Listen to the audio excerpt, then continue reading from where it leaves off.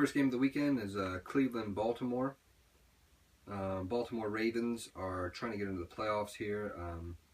They need to win. They need a big-time win. They are 9-6. The Chargers are ahead of them. They need to win, and I'm not sure. I think they need some help as well. But they're playing Cleveland here. Cleveland is no cream puff, and they signed Tyler Thigpen, who has had some success in the past as quarterback. He did a good job for Kansas City a few years ago. This was should be a pretty good game. Cleveland's got a good decent running game. Baltimore, we'll see what happens. Last week they didn't look too good offensively. But I see this one being a close game. I'm going to go Baltimore since they need it, and I'm going to say it's going to be 20-14 Baltimore over Cleveland. Next game is the Houston Texans against the Jacksonville Jaguars.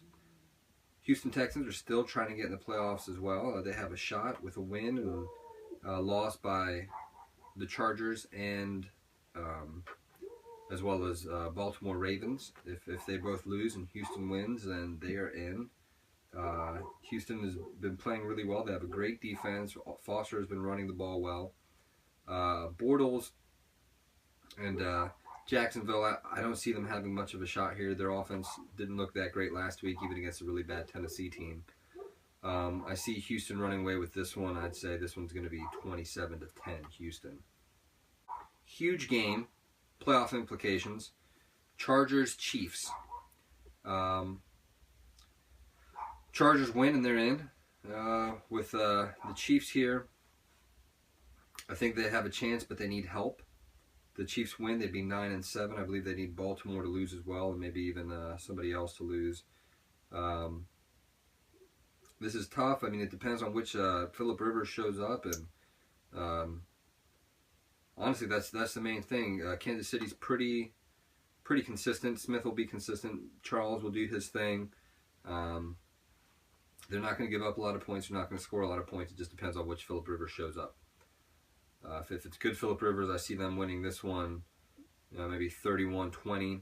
If it's not good Phillip, then I still see Kansas City scoring 20, maybe 20-17. Kansas City with the win there.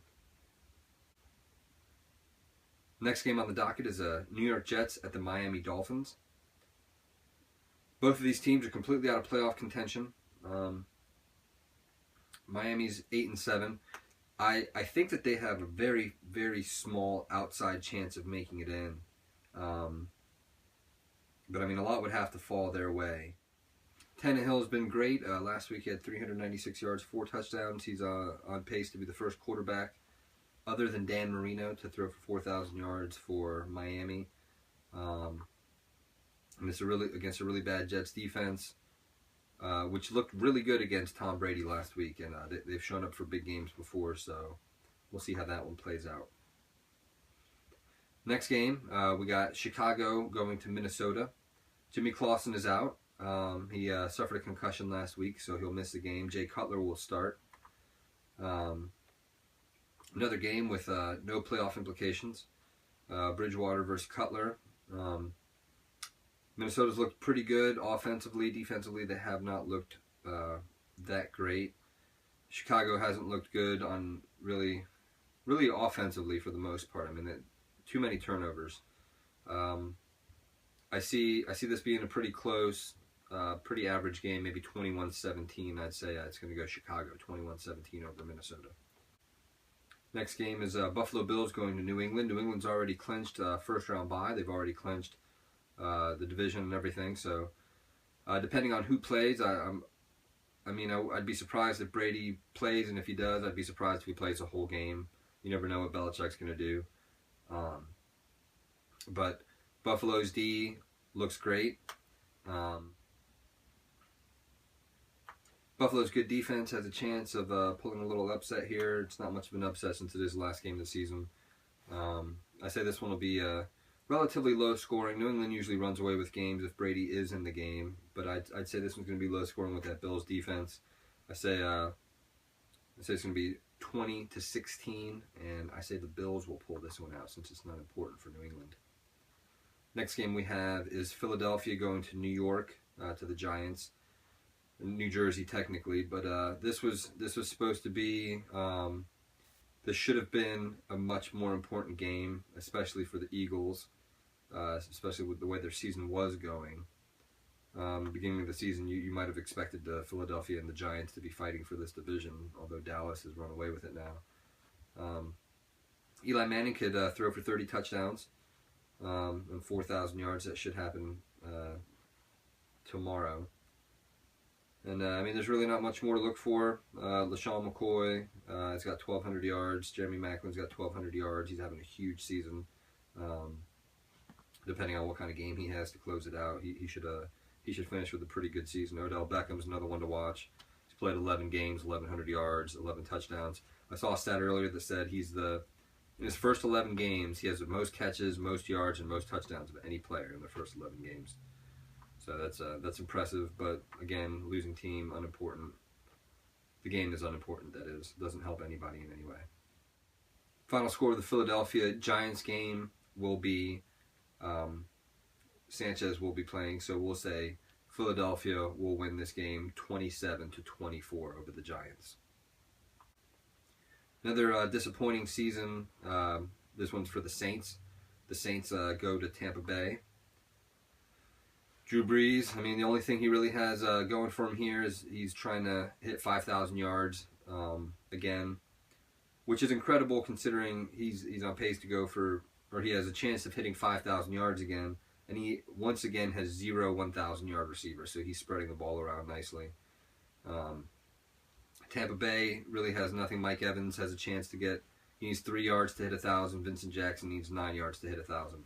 You could have 2,000-yard receivers here for Tampa Bay, 2 big guys.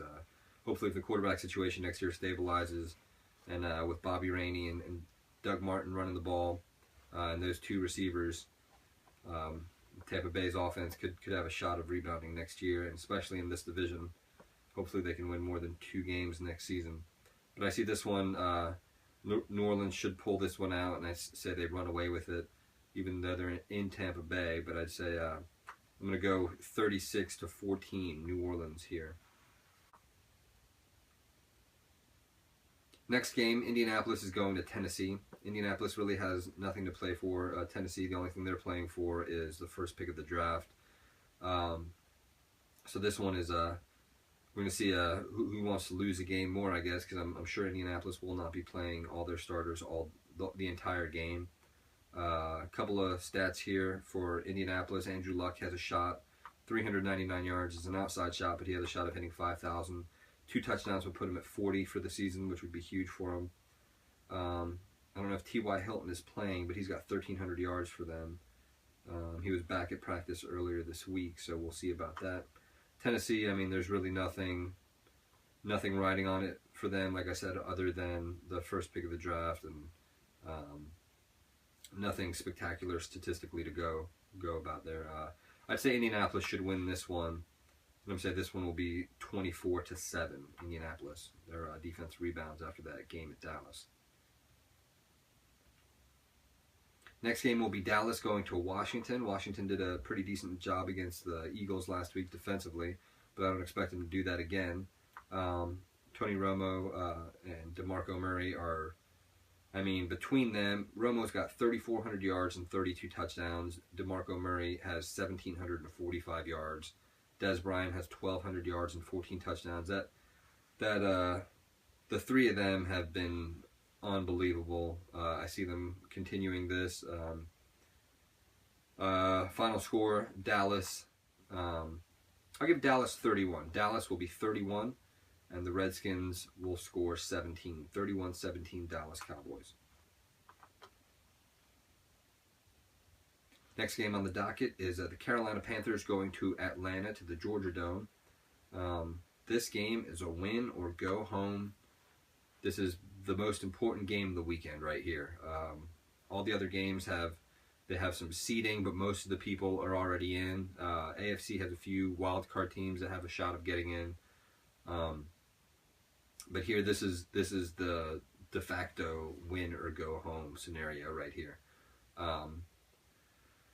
The Carolina Panthers play defense like they have been. If they run the ball like they have been the last few weeks, I see them winning this game. Atlanta has been throwing the ball great. Ryan, again, 4,400 yards. Julio Jones is unbelievable, 100 catches for 1,500 yards. Roddy White has a small chance of hitting 1,000 as well. I'm going to give the edge to Carolina. Carolina Panthers have the run game to keep Atlanta off the field. They have the defense to get them into 3 and outs, get the ball back for the offense. If Carolina can put up some points, I see them winning this game. And I see this one, again, not being very high scoring. I'm going to go, this one's going to be Carolina 21 to Atlanta 17. Next game is Oakland going to Denver. Oakland is the worst team in the league, and Denver, well, I mean, they've won 3 games now, so technically by their record, they're no longer the worst team in the league, but by their metrics, they are by far the worst team in the league, in spite of their 3 wins. Derek Carr he's had a pretty good second half. He's been great in the red zone. He's got 3,000 yards, 20 touchdowns. Peyton Manning has not had the season he had last year, but he's still had a wonderful season. 4,400 yards, 39 touchdowns. Could score or could throw 40 again. Demaryius Thomas and Emmanuel Sanders are both over. Thomas has 1,500 yards and Emmanuel Sanders has 1,300 yards. You think about that Steelers team a few years ago. They had Emmanuel Sanders, they had Antonio Brown, and they had Mike Wallace, who's now in Miami. It's quite a threesome of wide receivers, and they expected him to be something, but Wallace left, Sanders left, and now it's just Antonio Brown who's leading the league in receptions and yards. But Peyton Manning says, "Thank you, Pittsburgh. Thank you for Emmanuel Sanders. We will take him." I see Denver winning this one, and I see it handily, whether Peyton plays a whole game or not. I see this one being high scoring for Denver, 38, Oakland 17. Another huge game. We've got Detroit going to Green Bay. This is for the division. This is for first round bye. Green Bay's offense has not looked as impressive as it looked earlier this season. They're still efficient, but they haven't been scoring the points that they have earlier. The Detroit Lions defense looks as good as it has all year. This one will depend completely on Green Bay's defense and Detroit's offense here. If Green Bay can show up defensively and hold Detroit down, Detroit has not been as impressive as they have in years past offensively. They've been racking up some yardage, but as far as points go, they have not been scoring a ton. Matthew Stafford's got 4,000 yards. He's yet to throw his 20th touchdown. 561 passes. You'd expect him to have more than 19 touchdowns. Golden Tate and Calvin Johnson are both over 1,000 yards. For Green Bay, Aaron Rodgers having another unbelievable season. 4,100 yards, 36 touchdowns. Eddie Lacy's over 1,000. Jordy Nelson and Randall Cobb are both over 1,000 yards. This one, I see Green Bay winning this one, and I think the offense will come back to life. I don't see Detroit's offense coming up, and I don't see Matthew Stafford keeping up with Aaron Rodgers. I'm going to give Green Bay this one. I'm going to say they're going to win 34-20. St. Louis Rams are going to Seattle in our next game.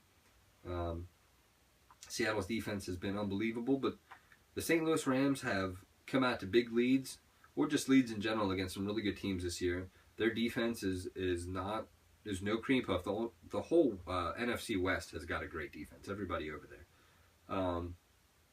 So this could very well be a very low scoring game. Don't be surprised if it ends up being 17-14 or maybe even lower.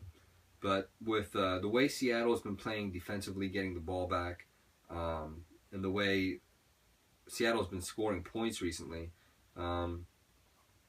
I'm going to give Seattle a little bit more on that one, and I'm going to say that they're going to win this one 26-13, Seattle. And I believe that will give them home field advantage throughout. Arizona Cardinals are going to finish the season in San Francisco. San Francisco is 7-8, which is extremely surprising. I mean, I understand that Seattle's 11-4, Arizona's 11-4. You can't have everybody in the division win 10-plus games. But we all saw San Francisco being a better team than 7-8. Nobody saw them being under 500 going into the last week of the season and completely out of playoff contention. Drew Stanton is out for the season. I saw that earlier. He had a surgery, so he won't be playing. So Arizona's going to be depending on another backup quarterback. We'll see how that plays out. Their defense has been playing great. San Francisco's offense, while they scored 35 points last week, I don't trust them. Colin Kaepernick, similar to Matthew Stafford, as I discussed earlier, he's thrown 452 passes, 17 touchdowns, only 3,100 yards. You would expect more out of him with the list of receivers that he has on that team, but it has not been as good as you would think it should be. They've run the ball decently. They had an unbelievable game last week. They averaged 131 yards a game for the season, but they had 355 last week, which bumped their average up a good little bit. But what's amazing, they only average 191 yards through the air per game, which is pretty low in this day and age of pass-happy offenses, and you can't touch a wide receiver. But this one's tough. I mean, the Cardinals got a great defense. San Fran has a great defense, and when they show up, San Fran, on paper and talent-wise, I don't know if there's a better team than the San Francisco 49ers. I don't know if there is. The talent level on that team from top to bottom. I see the Arizona Cardinals pulling this one out in a close game. I see this one being 24-21, Arizona, in a nail-biter. That's the Sunday night game, last game of the week, or last game of the regular season, is another huge game. This will decide the AFC North winner. AFC North has been the toughest division this season, with Cleveland, if they beat Baltimore, will be 8-8, and that will be the worst record in the division. With a win there, if the Steelers pull this one out, they will have won the division and have a shot at home field advantage, depending on what happens with Denver, I believe. And Cincinnati Bengals could win the division, and they'd finish 10-4-1. I'm sorry, 11-4-1. If they win, and they beat Denver last week. So with their tie, they would leapfrog Denver if they win this game and Denver loses. Ben Roethlisberger has a small chance of hitting 5,000 yards. He would need 365 yards. Antonio Brown has 1,570 yards and 122 catches this season. A.J. Green could hit 1,000 with another 41 yards. And Andy Dalton needs 3 touchdowns to hit 20. Another quarterback in a pass-happy league with a lot of talent who hasn't hit 20 touchdowns yet this season. Pittsburgh is at home. Their defense, while not great this season, has looked decent the last few weeks. And Cincinnati, while they looked wonderful last week, they were helped immensely by 4 interceptions by Peyton Manning, including a huge pick 6 at the end of the game. But Pittsburgh Steelers at home, chance to win the division. I'm going to give them the edge there. I'm going to say Ben wins in that game. Le'Veon Bell comes back strong. He hasn't had a big game in a little while. So I see Pittsburgh winning this one. I'll say they put points on the board Sunday night. I'm going to give them 38. I'm going to give Cincinnati 24.